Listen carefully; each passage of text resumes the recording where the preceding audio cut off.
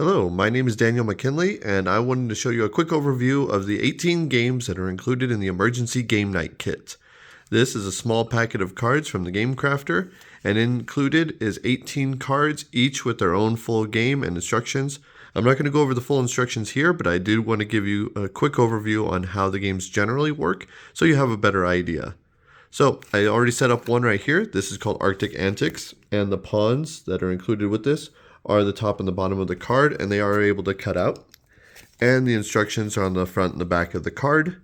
But this one uses some extra cards or pieces of paper, so I want to show how it works. Generally speaking, the way it works on your turn, you're going to be moving one of your pawns to an adjacent iceberg. If you cannot move, then you lose the game. Then after you move your pawn, you're going to take one of the icebergs and shift it either up, down, left, or right, one that is adjacent to you. Then your opponent moves like so. Let's say you move up here and then push this one up away like so. This continues. Let's say this over here, this one over that way.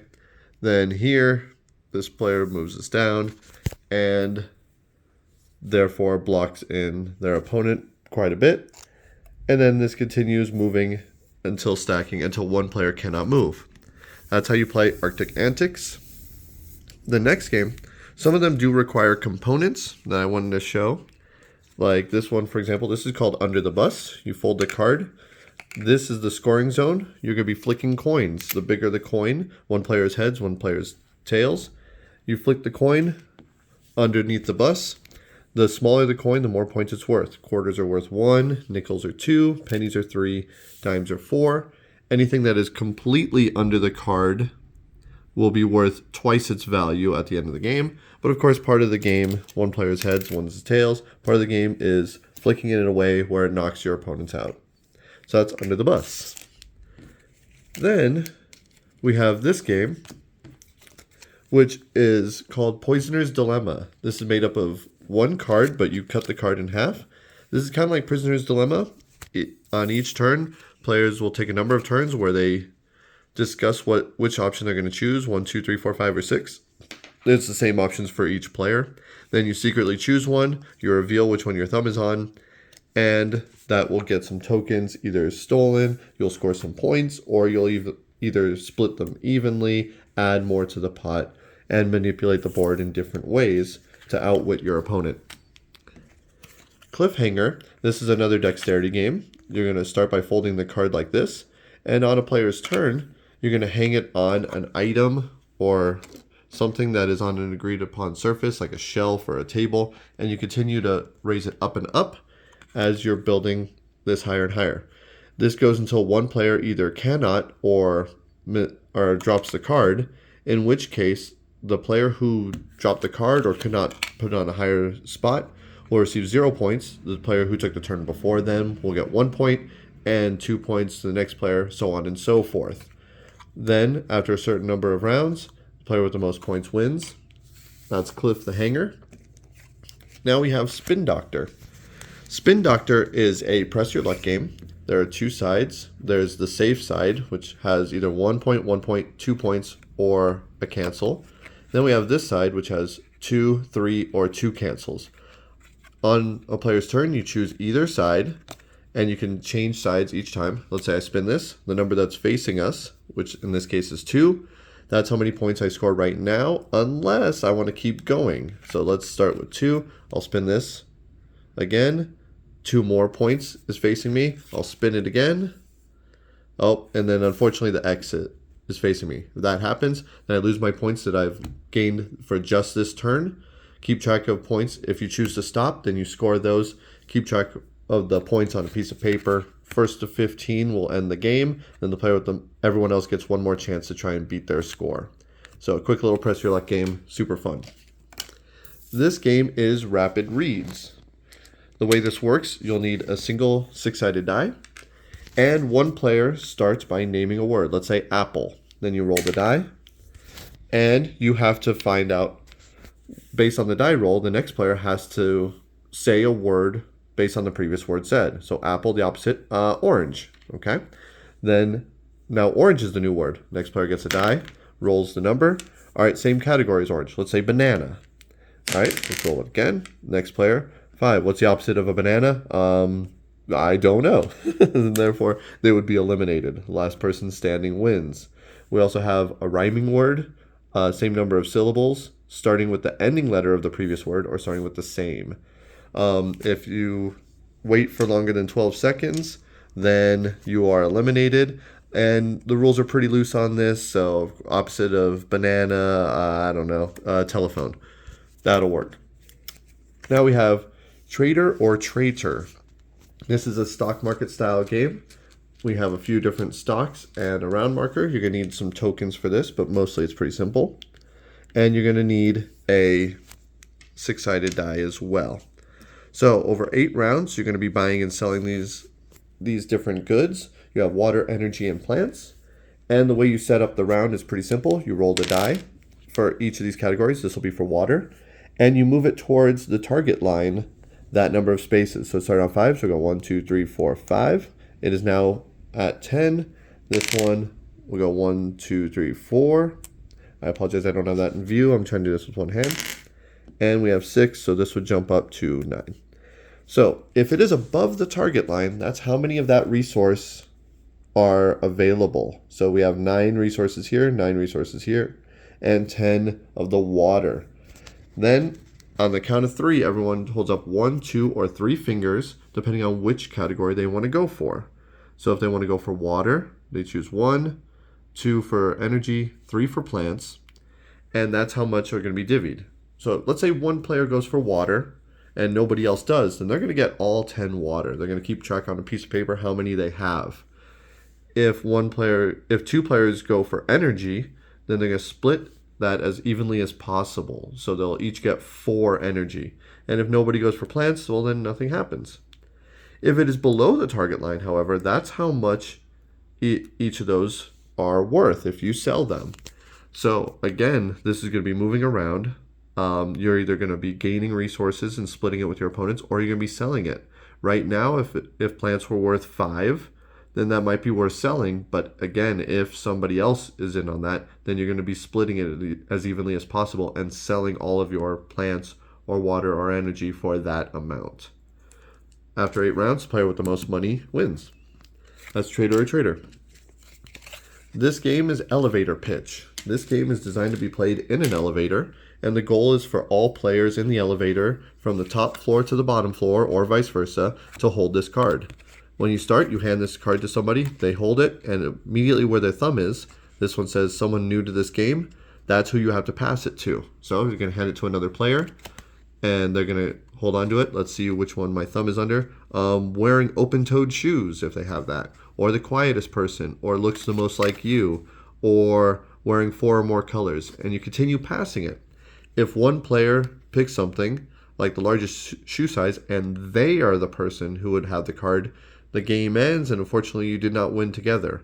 However, if every person has held the card by the time that you get to the last floor, you win as a group. So this is elevator pitch.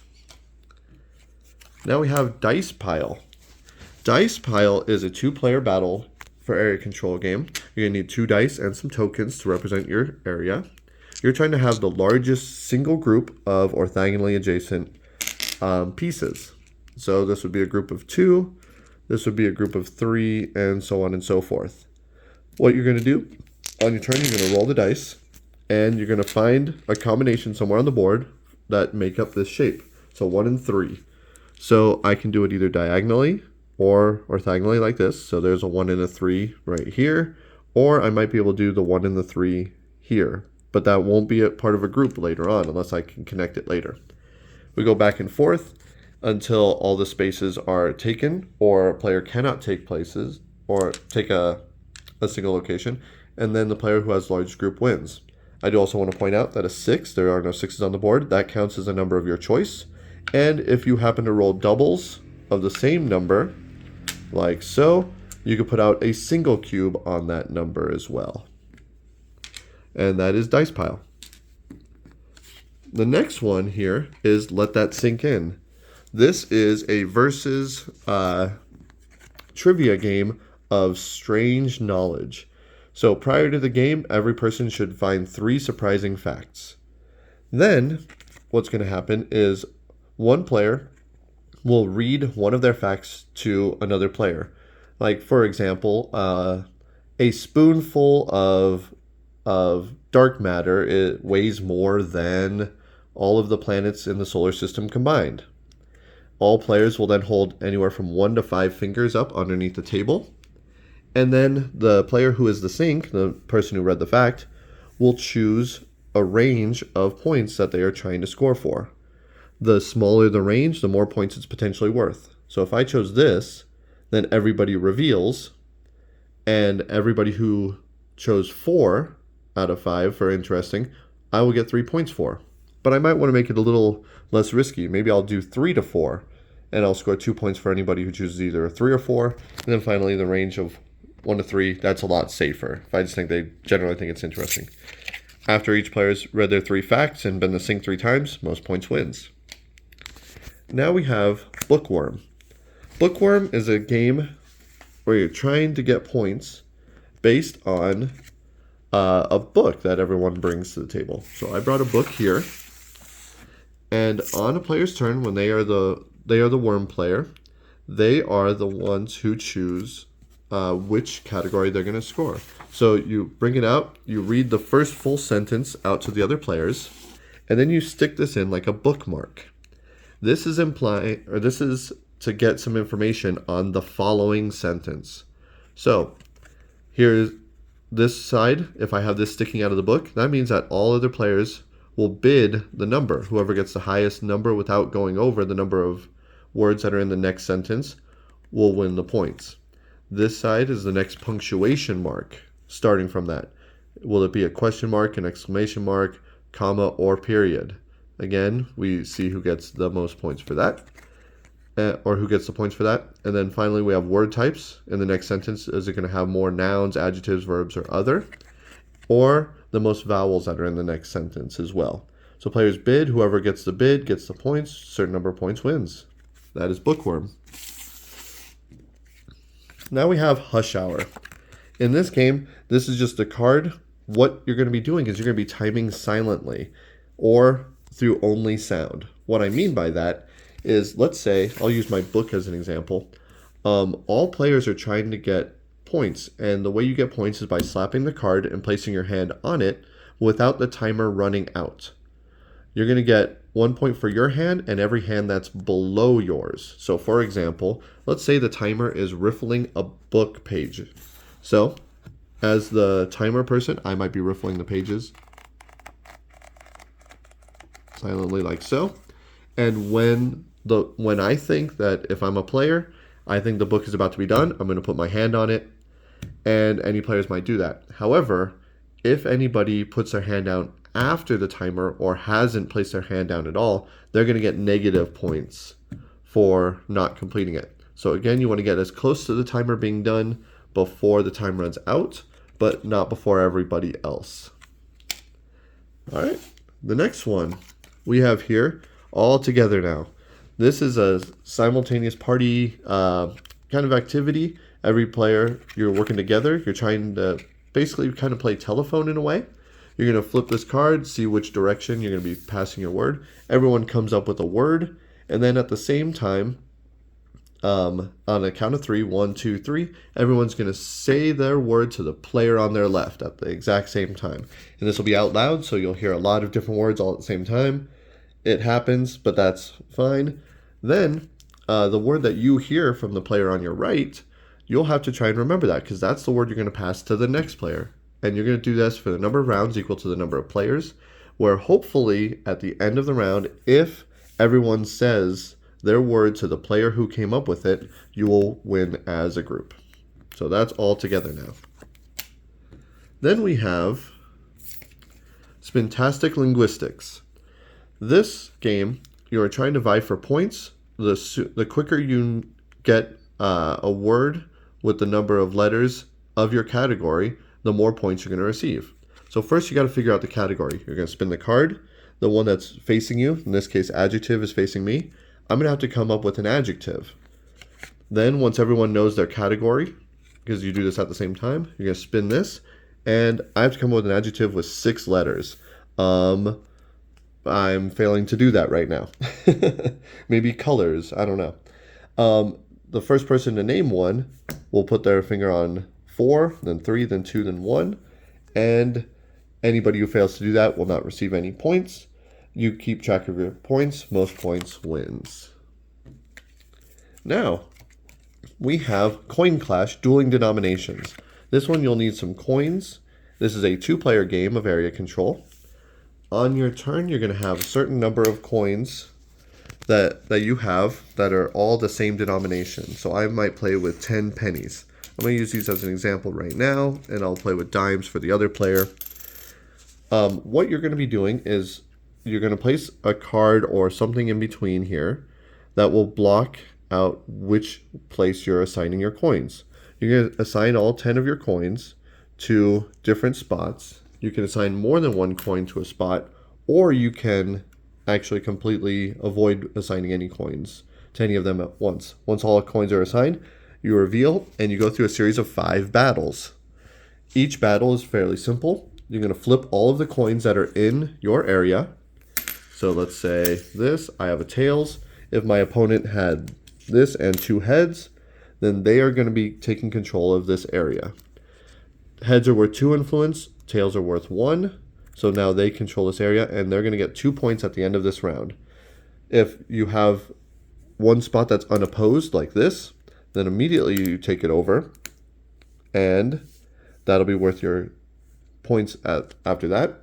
After the end of the round, your area control stays there, but it counts as a diamond, or as a tails, and therefore will only be worth 1 influence, plus any ones that you assign to it. And finally, anybody who loses control of this, their coin is removed from the game. So you might be losing out some of your resources throughout the round. So of course, obviously, 4 points is more valuable than 3 and 2, but knowing that your opponent might go for that, that's key to understanding how to win the game. There you go. That was Coin Clash Dueling Denominations. Next, we have Magic Carpet Ride. Here is another dexterity game. On this game, it's kind of like plays like horse. You're going to have one player on your team. It plays in teams. You're going to place an item on this. I won't be able to demonstrate it too well with one hand, but you're going to hold out 2 fingers for your team, 1 for each player. Let's see if I can do this. Yep. You're going to hold out 1 finger for each team, and you're going to hold up the card between all the players. So if you have 4 players, you're each going to put 1 finger underneath each corner, and you're trying to balance this item on the card, and you're trying to carry it to a location to set it down somewhere. If you're able to do that, another team will be timing you, and then they will have to try and complete that before the item falls off and in a faster time. Whoever gets the fastest one gets 1 point. First to 3 points wins. That's Magic Carpet Ride. Now we have Quark. In this game, you're going to need 6 tokens of your color, and 2 players can play like this. This is an abstract strategy game. You're going to start with your tokens like so. This will cover up the board a little bit because of the colors, or because of the size of the cubes. I wish I had smaller. I apologize that I do not. There we go. And I have these backwards. There we go. There we go. And so, on a player's turn, you're going to move one of these cubes to one of the adjacent, or a space. Your move is determined by where your previous opponent or previous turn landed. So, for example, if I am the blue player, I can move 1 space up, down, left, or right, or diagonally. Let's say I move here. Now, this space that I'm moving to, this is called a line. That means that my opponent can move their space as far as they want in a straight line. Let's say they move this one over here. They landed on the corner, so that means that the next player can move diagonally as far as they want. So here we go. I'm going to move like this, and I landed on a line, so the purple player might go like this. If they land on the circle in the middle, that's an all. That means that you can move any one of your pieces as far as you want in any of the 8 directions. So I might move him here. And if you land on the outside on one of these dots, that's a small. That means that they can move 1 space, kind of like a king's move in chess. So you can move it like so, and you continue going back and forth until one player has all 6 of their pieces orthogonally adjacent in one single group. Obviously, you cannot move through other players' pieces, and you also cannot completely make a situation that prevents, over a series of turns, your opponents from being able to combine their pieces. First player to group their 6 pieces will win. That's Cork. And finally, we have Pint-Sized Paradise. This is a resource management and area control game. You're going to have 3 tokens of your color, and there'll be another token that maneuvers around the board. On your turn, you can either, or your goal is to get all 3 of your pieces as buildings. And I'll show you how to do that in a bit. So on your turn, you can move to one of the spots like so. And on the outside, you're going to be able to manipulate your resources. So let's say I move here, I'm going to gain a wood. Or here I can gain a coin. This I can gain a fabric. And this spot I can gain bricks. There are 2 spots for each location. However, what you need to do is you need to gather these resources. You'll keep track on a piece of paper.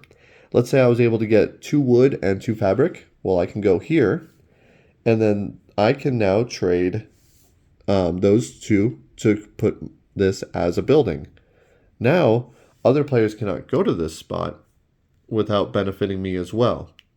But that is one of the 3 points that I need to go. Here, this spot as well, we can trade any 2 resources for the token of your choice or the action of your choice. This one, any 2 coins will convert to a wild resource of your choice. And finally, this one, you trade resources. So you could trade a number of them for others. Normally, each of these actions you only do once. However, if you are on this spot and you take this action, then that means that you actually do it 3 times. So you could do this 3 times as much as you want. And the ones that are adjacent to it, in this case the fabric and the brick, you could do that twice. So the number of actions you get, if I go here, I get 2 brick because it's adjacent to that. That will then move this 2 spots because that's how many times I took the action. And I would gain 2 brick from it.